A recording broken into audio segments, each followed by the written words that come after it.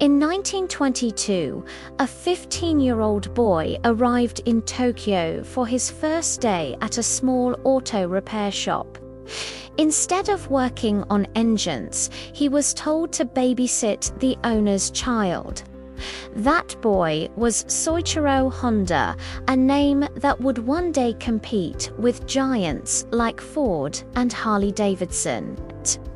Born in 1906 in a poor village near Mount Fuji, Honda grew up helping his blacksmith father repair bicycles. As a child, he once chased a passing Ford Model T down a dirt road, completely mesmerized. That moment ignited a lifelong obsession with machines. School never interested him. After struggling academically, he dropped out at 15 and moved to Tokyo determined to work in the automotive world. At first, life in the city humbled him. He performed menial tasks and earned little respect, but he refused to return home a failure. Over time, his dedication earned him real mechanical responsibilities. By his early 20s, he was managing a branch repair shop. He developed a passion for racing, helping build cars that won national competitions and even setting speed records himself, before a near-fatal crash forced him to reconsider his path, shifting his focus to manufacturing. Honda started producing piston rings and approached Toyota, only to have most of his products rejected. Instead of quitting, he went back to study engineering principles, improved his designs, and secured large contracts.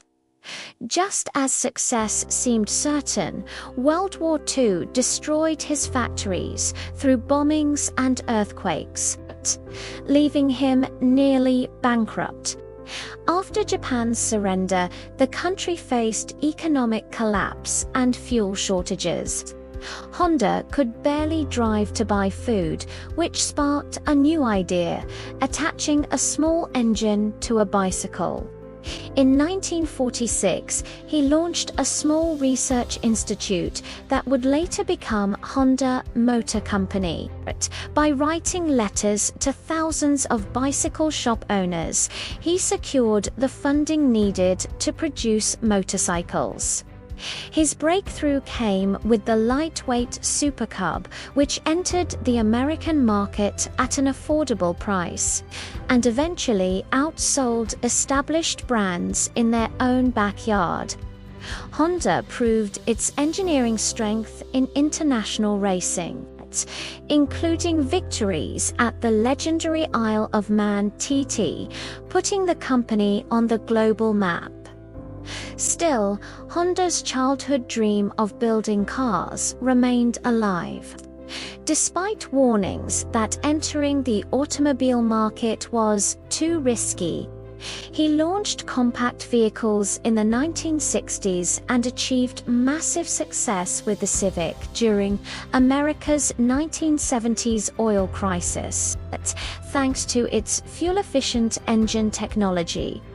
The Accord followed, becoming one of the best-selling cars in US history.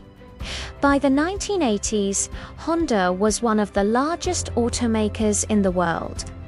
From a poor village boy who once babysat to survive, to the founder of a global automotive empire, Soichiro Honda's journey stands as proof that failure, rejection, and even total destruction can become the foundation for extraordinary success.